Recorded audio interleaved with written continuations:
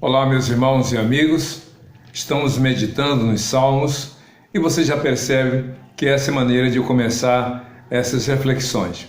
Sempre lembrando que essa atividade é um desafio, mas é uma grande bênção poder compartilhar a palavra de Deus. Salmo 128 é esse salmo que agora nele vamos refletir. E como você já está ciente, o Salmo 128 faz parte de um conjunto de 15 salmos que são chamados salmos de romagem, começando com o Salmo 120, concluindo com o Salmo 134. Só que tem um detalhe, o Salmo 128 poderia estar em outro grupo de salmos que de alguma forma tem como temática principal a família, assim como o Salmo 127, que já fizemos nele uma reflexão. O Salmo 128 destaca exatamente essa referência à família. Mas por que ele é chamado de Salmo de romagem e por que está nesse grupo? Sem dúvida alguma, porque os estudiosos da época entenderam que esse salmo está nesse conjunto que foi considerado o salmo ou esse conjunto de salmos que fazem destaque, que fazem referência àqueles que peregrinavam de um lugar para o outro, para o culto, para o louvor e adoração ao Senhor. Aqui o caráter do salmo é individual, sim, porque fala da pessoa do homem que se propõe a andar no caminho do Senhor, a fazer a vontade dele e que, naturalmente, há consequências. O Salmo 128, como o Salmo 127, é um salmo pequeno, só tem 6 versículos. Mas é importante a gente conhecer a profundidade de sua abordagem com respeito a esta pessoa e a sua família que opta, que decide, que escolhe servir ao Senhor. Portanto, o salmo começa com a seguinte afirmação: como é feliz quem teme o Senhor, quem anda em seus caminhos. Aqui o termo é bem-aventurado. Seria até muito interessante nós fazermos um estudo com base nos salmos que começam com a expressão bem-aventurados. É claro que nós nos lembramos muito do Salmo 1, que começa com essa expressão bem-aventurados. E agora o Salmo 128, que repete a mesma expressão. Claro que no verso 1 do Salmo 1, o bem-aventurado é aquele que, por opção, por escolha e decisão, se afasta das más companhias, não segue o conselho dos ímpios, não participa da roda dos zombadores. Aqui o Salmo 128 coloca o indivíduo que deseja ser feliz, ou melhor, que é feliz pelo simples fato de escolher, de decidir temer ao Senhor. Só que são duas expressões. Como é feliz quem teme o Senhor, quem anda em seus caminhos. Quer ser feliz? Você quer realmente ser feliz? Não quero dizer que você que pensa em ser rico, abastado, que quer ser o melhor dos outros homens, a melhor das outras mulheres, o mais forte, a mais forte, o mais inteligente, a mais inteligente, não. A felicidade é sentido de realização. Não também significa ausência de problemas. Mas você quer ser uma pessoa feliz, uma pessoa próspera naquilo que faz, quer realmente ser uma pessoa realizada no que propõe a fazer ou no que coloca a mão para realmente fazer? Então diz o texto, quem teme o Senhor. Então temer a Deus é realmente não um segredo, porque se fosse segredo, poucos saberiam e poucos seriam felizes. Mas aqui está a evidência, aqui está o caminho da felicidade. Temer a Deus. Isso nos faz lembrar do que o escritor de Provérbios, o rei Salomão, colocou no verso 7 do primeiro capítulo, que o temor do Senhor é o princípio da sabedoria, mas os tolos desprezam a sabedoria e o entendimento, a instrução.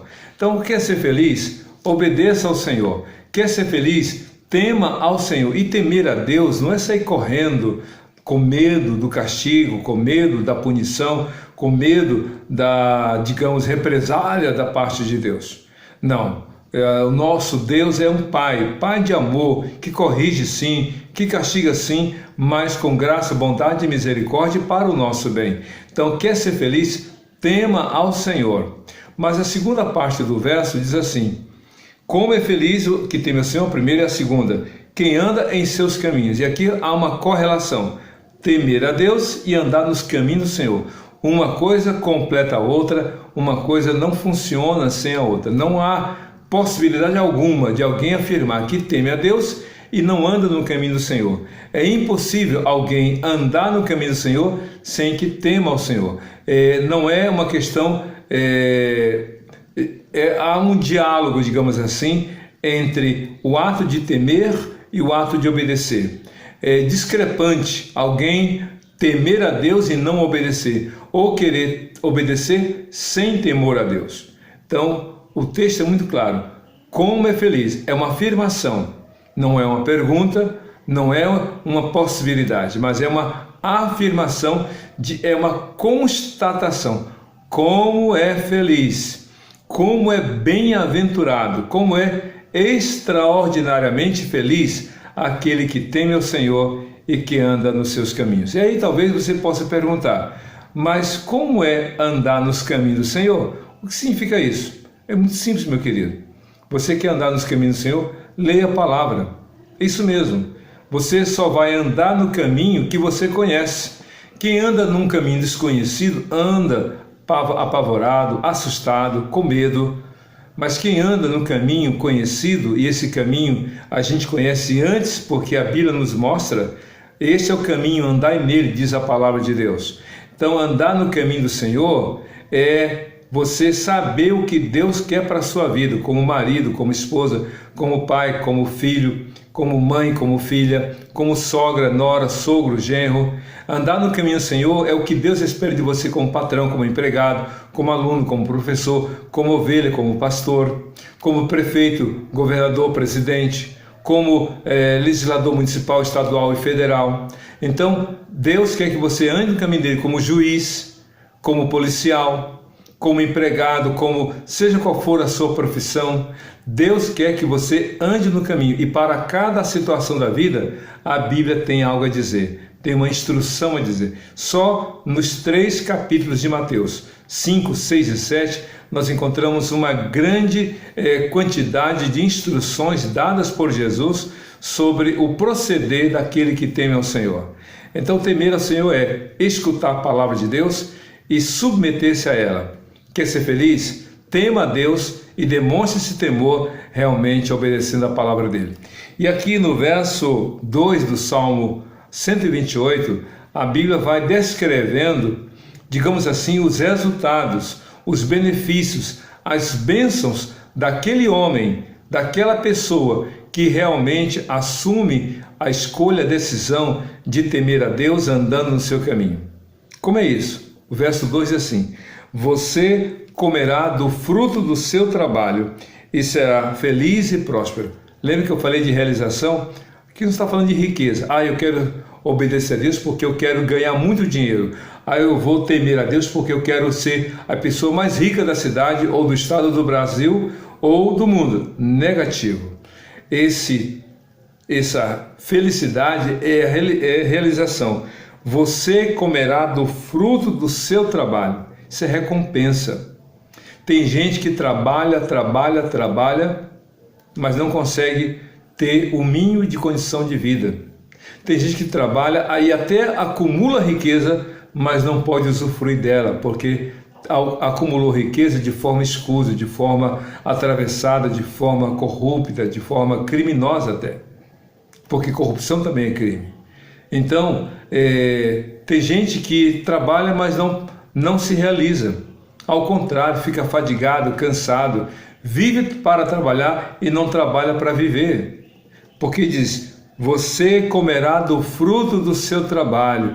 O seu trabalho será recompensador. O seu trabalho lhe dará realização, porque diz na parte B: e será feliz e próspero.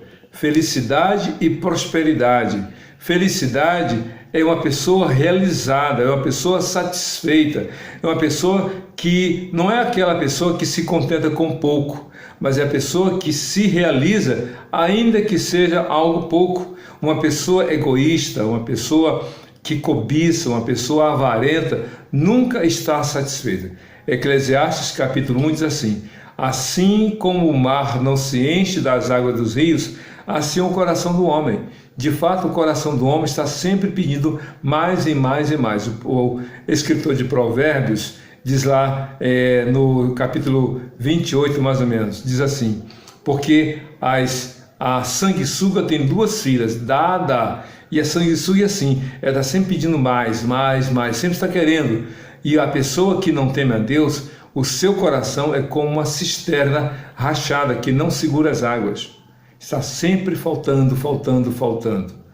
No livro de Ageu, o profeta escreveu que os que realmente trabalhavam não conseguiam ter resultado do seu trabalho colocando o dinheiro num saquetel furado. Sabe o que é saquetel furado? Uma bolsa furada. A pessoa coloca o dinheiro cai. É isso. Uma pessoa que não teme a Deus, ela não prospera, não se realiza, ela não é feliz, apesar de ter mais do que o outro gostaria de ter. Tem a pessoa, mas não é feliz. O outro com pouco é feliz. Por quê? Porque a felicidade não está nem no ter e nem no fazer, mas em ser e pertencer ao Senhor. E ainda no verso 3, aí sim, o verso 1 e o 2 se corroboram, se somam quanto à razão da felicidade, e o verso 3 começa a falar de forma mais específica sobre a felicidade daquele que teme a Deus. Diz assim: sua mulher, falando do homem que obedece a Deus e anda nos caminhos do Senhor, sua mulher será como uma videira frutífera em casa. Naquela época, as mulheres tinham um anseio, tinham uma expectativa, depois de crescida, casar e ter filhos. Uma mulher que não podia gerar filhos naquela época era uma mulher vista por outras e se via a si mesma como amaldiçoada. A mulher que não podia gerar filhos era vista por outras e por si mesma como pecadora. Uma mulher amaldiçoada, pecadora, que estava em falta com Deus. Dizia: olha, você não tem filhos porque você está em falta com Deus, você é pecadora, está amaldiçoada. Por isso que as mulheres que eram estéreis eram mal vistas pela sociedade.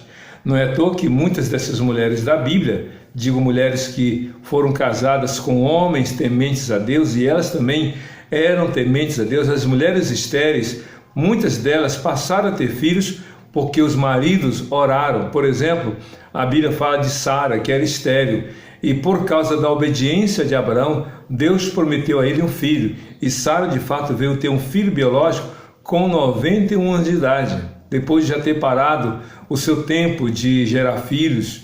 Ela teve esse milagre, porque Abraão foi um homem temente a Deus. Isaac, filho de Abraão, se casou aos 40, Rebeca era estéril, e só pôde ter filhos, sem dúvida alguma, depois de 20 anos de expectativa. Um dos filhos de Isaac era Jacó, gêmeo de Esaú, só foi ser pai dos filhos de Raquel depois de muita expectativa.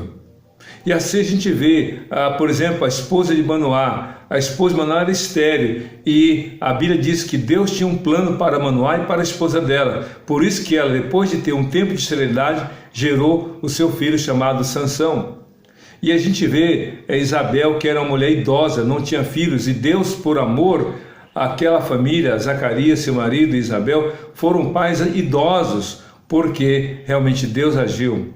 Então você pode observar que a mulher gerar filhos é um presente. Quantas mulheres hoje gostariam de ter filhos e não têm?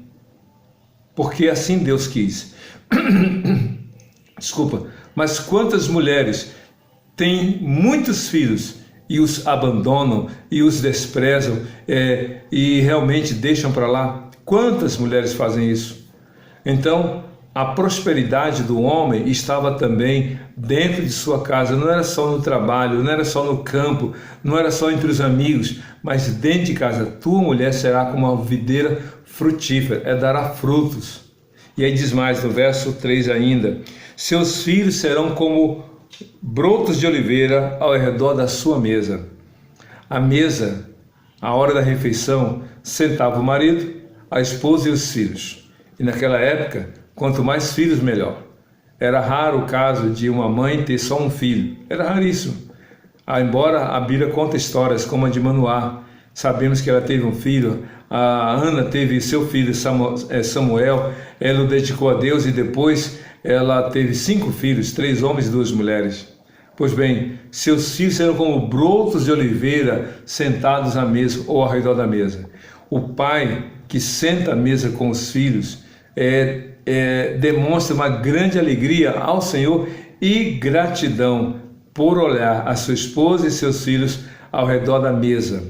A mesa de comunhão, a refeição era um momento nobre da vida naquela época, sabe por quê? Era um momento de contato, do olho, de falar, de contar as histórias.